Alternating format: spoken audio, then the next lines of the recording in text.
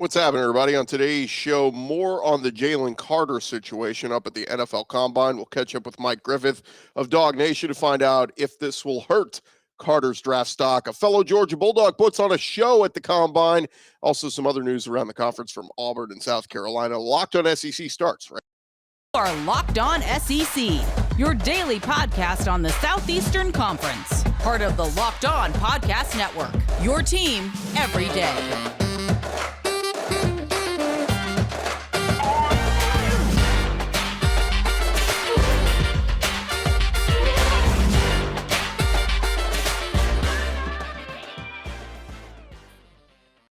And what's happening, everybody? Welcome into Locked On SEC. It's great to have you guys along. This episode is brought to you by FanDuel Sportsbook, the official sportsbook of Locked On. Make every moment more. Visit FanDuel.com/Locked On today to get started. I'm Chris Gordy. Thanks for making Locked On SEC your first listen every day. Remember, Locked On SEC, free and available on all platforms, including YouTube and LockedOnSEC.com. Let's jump into it. Plenty to discuss before we get to Mike Griffith with the latest on Jalen Carter. Let's catch you up on what some of the SEC guys at the NFL Combine in Indianapolis did yesterday. And first up, Alabama's Will Anderson, very impressive in his drills Thursday, ran a 4.6 40-yard dash, blazing speed for a guy his size. NFL Network showed his numbers in comparison to Khalil Mack, and he actually ran faster than Mack, who, if you recall, was a top 5 pick back in 2014. Ian Rappaport of NFL Network called him the top position player on the board. His 20-yard split was elite as well. And the crazy part about this is Will Anderson honestly didn't need to do any of these drills. I think he could have sat him out and would have went top 5, probably top 2 regardless. But he impressed nonetheless. So congrats to Will Anderson. And, probably still going to do something at Alabama's Pro Day in a couple weeks. But for the most part, he solidified. He will go, got to think, no later than top 3, right? Chicago with the number 1 pick, they could trade out for somebody who wants a quarterback. The Texans sit there at number 2. They need a quarterback, but they could take Will Anderson if they think he's the next, I don't know, Reggie White, Micah Parsons, whoever. And then the Arizona Cardinals pick 3, and they could certainly use a talent like Will Anderson. So congrats to Will Anderson, friend of the show. Of course, we were there with him at the Lombardi Awards, won every big-time defensive award in college football this past year, and an accomplished career. Wish him the best of luck. Other guys over at Auburn, edge rusher Derek Hall with an impressive 4.57 at 250 pounds. Tremendous time for a guy that size. He was really moving. And Auburn's Colby Wooden also seemed to help his stock with a 4.79. So a couple of Auburn guys look pretty good. But the headliner of the day, Nolan Smith. We did not know what we were going to get from Nolan Smith. Remember, he got banged up this year, missed the backstretch of the season, had the pectoral injury, and worked out on Thursday and made himself a lot of money. In the 40-yard dash, Smith clocked a faster time than 2 of the NFL's top wide receivers when they were at the Combine. He was faster than Stephon Diggs and DeAndre Hopkins. He ran a 4.44 with an unofficial 1.52 10-yard split, a 41.5-inch vertical, and a 10-foot 8-inch broad jump. I know a lot of you aren't that into the draft, may not know what that means, but that was blazing fast. One other unofficial time clocked him at a 4.39 40. It was unbelievable. The NFL confirmed that Nolan Smith's combine times are among the best by a defensive lineman in the past 20 years. The NFL mock draft database has Smith mostly projected as a late first-round pick over the last couple weeks. He basically has locked it in that he is absolutely going to be a first-round pick, and I think he pushed himself into the top 15. One other note I saw, somebody talked about his 4.44 laser time at the Combine. They said, a reminder, he ran a 4.55 in July of 2018 at the Nike opening as the nation's number 1 recruit at 232 pounds back then. He's now up to 238 5 years later, and he's faster and has a fantastic vertical jump and all of that. It's just, he blew out the numbers. And so Nolan Smith going to go much higher in the draft, and somebody's going to get a heck of a player and a heck of a person too. If you've ever had the chance to interview or talk to Nolan Smith, tremendous young dude, and wish him the best of luck. Improved his draft stock. Now, just a quick reminder, the NFL Network, they are going to continue coverage of the Combine today and throughout the weekend. So on Thursday, we saw the D linemen and linebackers run. Today, if you're listening to this on Friday, you're going to see the defensive backs and special teams.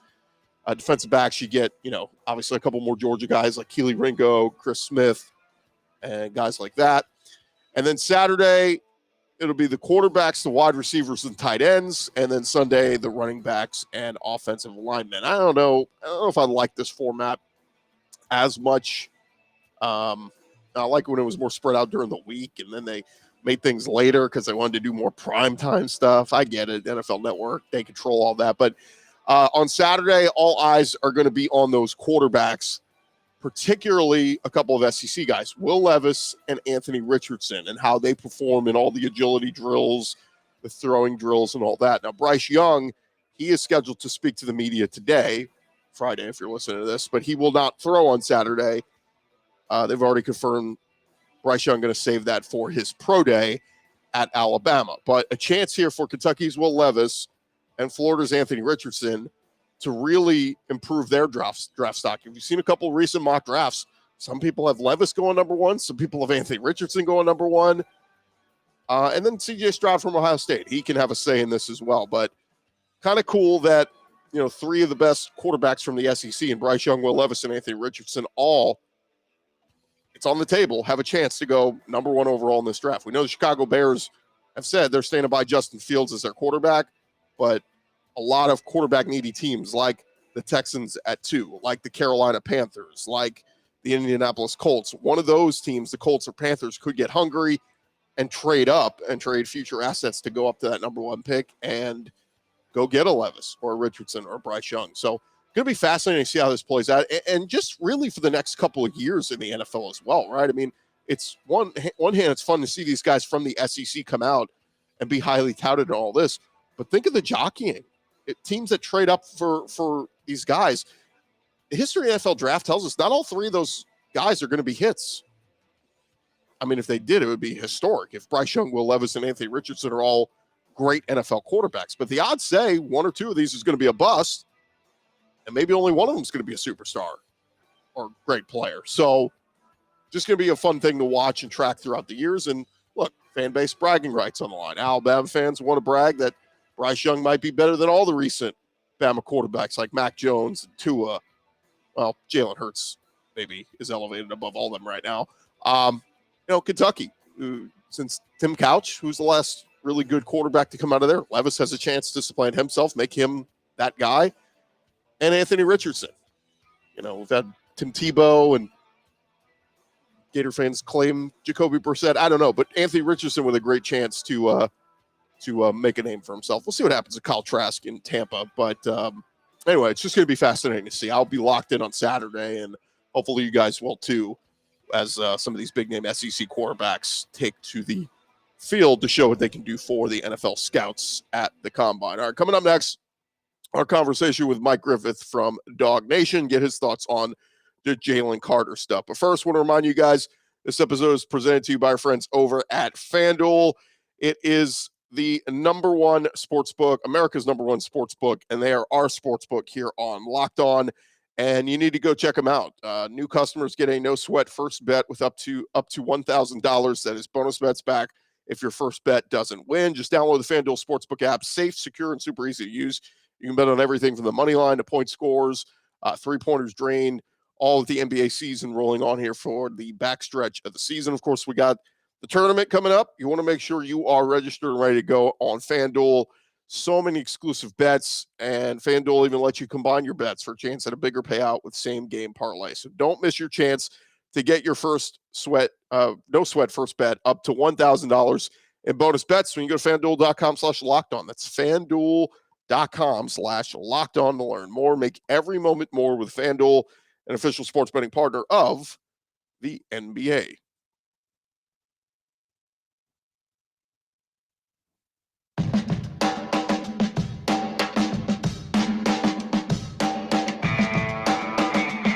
along here, Locked On SEC, and one of the news tidbits, of course, biggest story this week in kind of NFL and college football crossover with Jalen Carter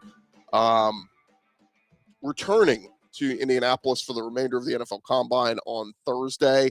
That was from Adam Schefter, who said Carter was back to finish his interviews, his measurements, and other activities after going to Athens and taking his mugshot in his Combine t-shirt and answering questions that police had regarding the new allegations, the misdemeanor charges of reckless driving and racing. So pertaining to that fatal crash, of course, back in January that killed one of his teammates and a Georgia staffer. So we'll see what happens with him. But we did catch up earlier with Mike Griffith of DawgNation. He is up in Indianapolis.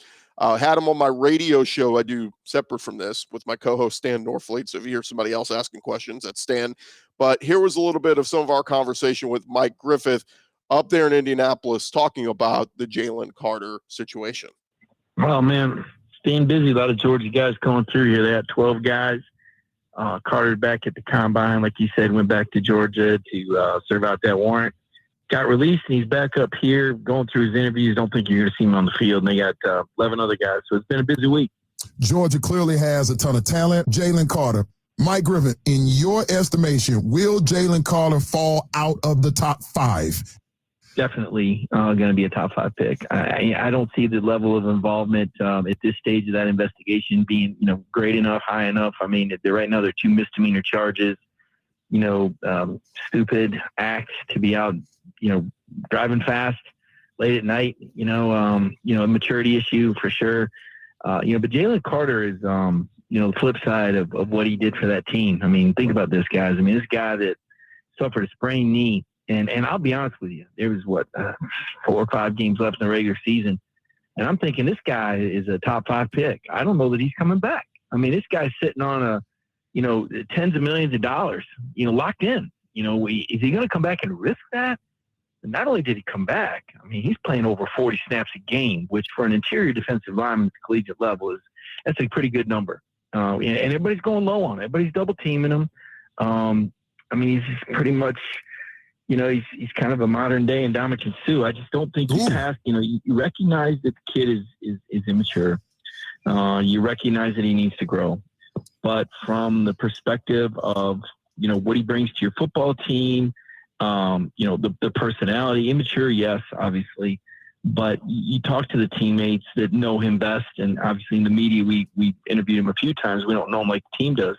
And everybody vouches for his character in the locker room. So, a maturity issue, probably, but again, there's folks in the NFL, they pour tons of money into, certified, psychologists to assess these guys, and they'll have a better grip. I think that whatever team drafts Jalen Carter will have done their due diligence before they invest the kind of money it's going to take and the kind of draft stock it's going to take to get him. Mike, let me ask you a perspective of somebody who's covered the SEC and seen so many of these guys play.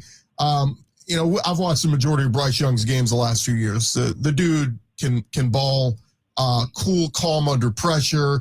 Didn't have the best offensive line this year for Bama standards. Didn't have the best receiving core for Bama standards, and yet still produced, still put up ridiculous numbers. Yet here we are critiquing the kid because he's somewhat short.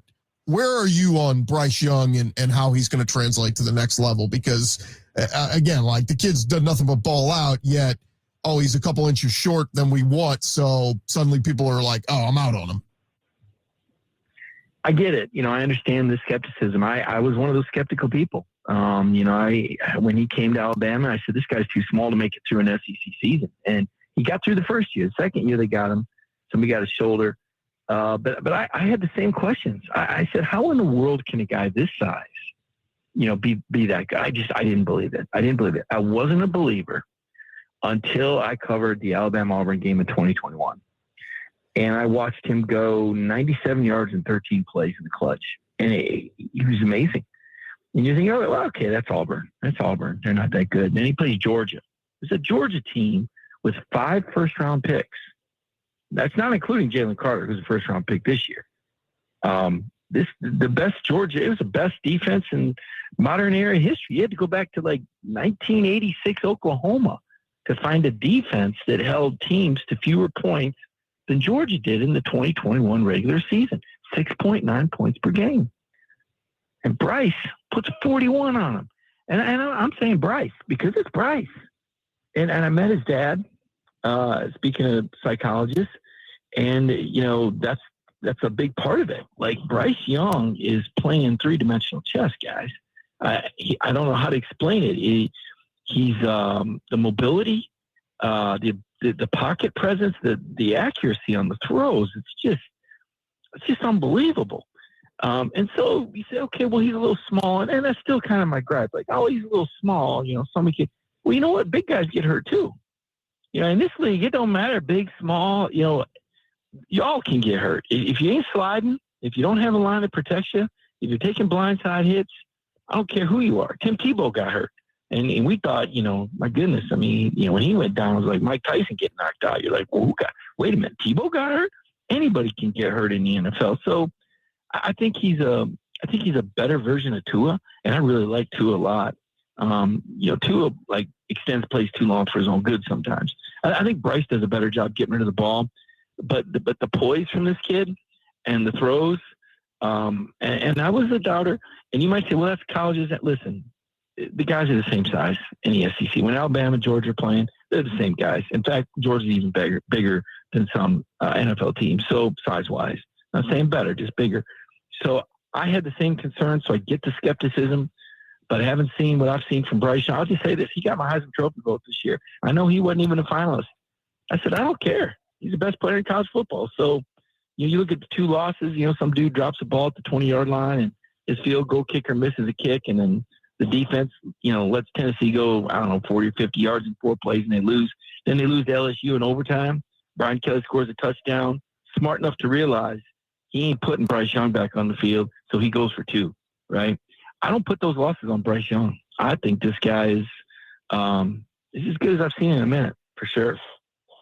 Could a case be made that Stetson Bennett IV should be drafted, given the production in the SEC for the 2-time defending national champions? What say you, Mike?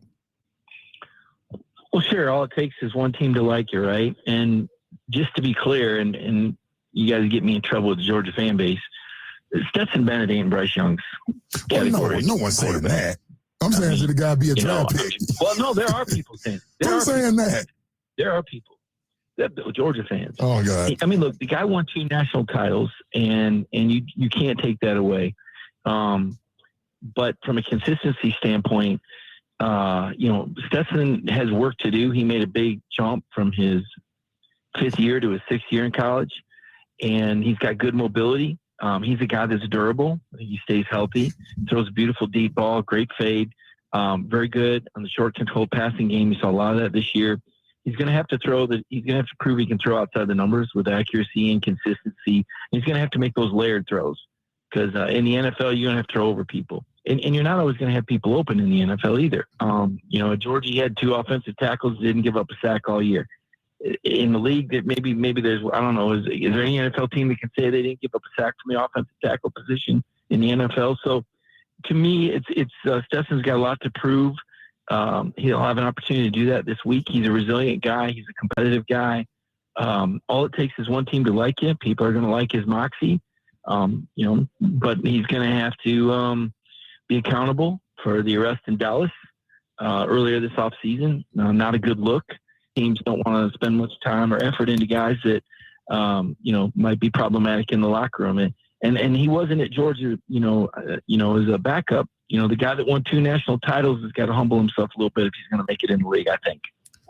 And again, our conversation with Mike Griffith of DawgNation. Appreciate him for taking some time to join us on our radio show. And again, thought we'd carry that over here for you guys here on Locked On SEC. Thank you for making Locked On SEC, your first listen every day. Coming up next, we are going to hit on a couple other nuggets going on around the conference. But first, this episode is presented to you by friends over at Built Bar.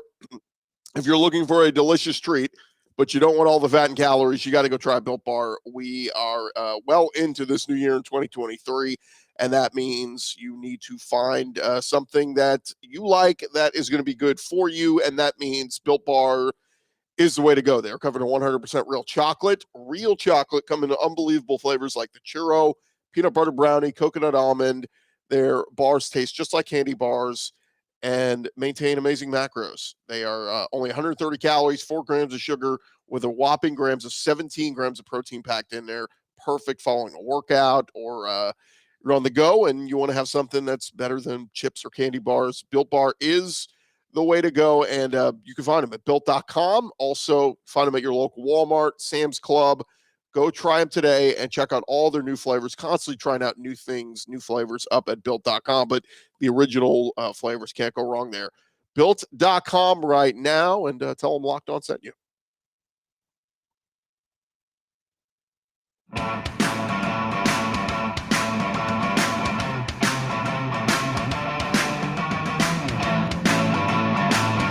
All right, rolling along here, Locked On SEC. A couple more minutes left in the show, so let's do this. Let's jump into it. Only a couple tidbits going on around the conference, but let's do it. Boots out to the right. Makes the handoff. What a catch! Around the conference. And we start over at South Carolina. Shane Beamer met with reporters on Thursday ahead of the Gamecocks starting up their spring practice. Again, we're getting into it. All the schools getting ready to all be into their spring practice. But one of the big topics Shane Beamer brought up was his 3 suspended players, Montek Rames, Anthony Rose, and Cameron Upshaw. That was announced a couple weeks back. Beamer confirmed all 3 players still suspended. He said, still not part of the team, still suspended. A lot of those decisions are made. That's a university issue as well. Don't anticipate them being back with us any point in the near future. Rames was arrested in February for carrying weapons on school property and obstructing justice. The reasons for the other 2 guys being suspended has not been disclosed. Again, no timetable for their return to the program. But Shane Beamer also talked about his program and football team getting ready for spring ball. And he did note that there's going to be a lot of new faces. One of their newcomers, D'Angelo Gibbs, a transfer from Tennessee, has been putting in a lot of work. Shane Beamer said it is a low-risk, high-reward situation, and Gibbs has a chance to show why he was highly recruited. He said one of his staff members turned down an offer from another SEC East team this past week, so maintaining his staff from going elsewhere. He went on to say he does not expect Tonka Hemingway or Kason Henry to participate in spring practice. Both had surgical procedures recently, nothing major. And Jordan Strahan and Mo Kaba are rehabbing, as well as David Spalding. And the new offense, Shane Beamer was asked, Trey Knox recently described it as up-tempo and fast. Shane Beamer said, that's news to me. He added it would certainly could be at times, but he said it's going to fit the personnel they run. He said he's more concerned about limiting turnovers. He said, whatever it is, we need to quit turning the ball over so freaking much, and brought up that 2 years in a row, Gamecocks have been last in turnovers. He said he blames himself, and that is going to be addressed and emphasized throughout the spring. So see if South Carolina can force more turnovers and not turn the ball over themselves throughout this season. Over at Auburn, Hugh Freeze making some changes on his staff. They are reportedly promoting Kendall Simmons to assistant offensive line coach. That's according to Football Scoop. That move comes after Joe Bernardi left Auburn to go be Troy's offensive line coach. Simmons was had a historic career at Auburn and won the Jacobs Blocking Trophy as the SEC's top offensive lineman back in 2001, was honored twice as an All-SEC and All-American, won 2 SEC West titles in his time as a player, came back to his alma mater as an analyst in 2019, was held over through 2 staffs, and now working for Hugh Freeze. So congrats to Kendall Simmons getting a little bump up there. In SEC hoops news, with their win Wednesday night over Auburn, Alabama basketball locked up the regular season SEC championship. 16-1 record. Texas A&M sitting behind them at 14-3. They will be unable to play for a share of the regular season title in the season finale. So the win also gave Alabama a season sweep over Auburn. And look, SEC title's nice, but Alabama, they're sitting there as one of the top teams in the country, looking at a number 1 overall seed. They got Brandon Miller leading this team. They want to go try to win a national championship or at least get to a Final Four. So we'll see what they do. SEC tournament, by the way, coming up next week. We'll see how they fare in that. And one little baseball nugget, Ole Miss standout pitcher Hunter Elliott pitched 5 innings on opening day for the Rebels, struck out 9, but has not been back on the mound since. Coach Mike Bianco said last week Elliott was out with forearm tightness and underwent an MRI. On Wednesday, he announced Elliott dealing with a sprained UCL that will take him out for at least several weeks. Assuming no setbacks, report says could be back in game action maybe late next month, but we will see on that. But, man, lose a starter, you lose a closer. Arkansas losing starters. It's a mess around the SEC right now with injuries to particularly pitchers. And there you have it. That is the latest news going on around the conference. Thank you guys for making Locked On SEC your first listen every day. Now go make your second listen. Check out our brand new podcast, Locked On College Basketball. Everything you need to know about college hoops all in one place. Hear from some big name experts, insiders, coaches, and players. Locked On College Basketball, available on YouTube or wherever you get your podcasts. I'm Chris Gordy. This has been Locked On SEC. Enjoy the final weekend of SEC hoops. Of course, like I said, we'll have the SEC tournament next week. And, of course, enjoy all the combine action. Like I will be watching a lot of our former SEC stars getting ready to take their talents to the next level. Fun to watch. Maybe not for you. For me, I enjoy it. So we'll recap some of the action there. We'll recap the weekend of college basketball and everything else when we talk to you guys on Monday. Have a great weekend, everybody. It's been Locked On SEC.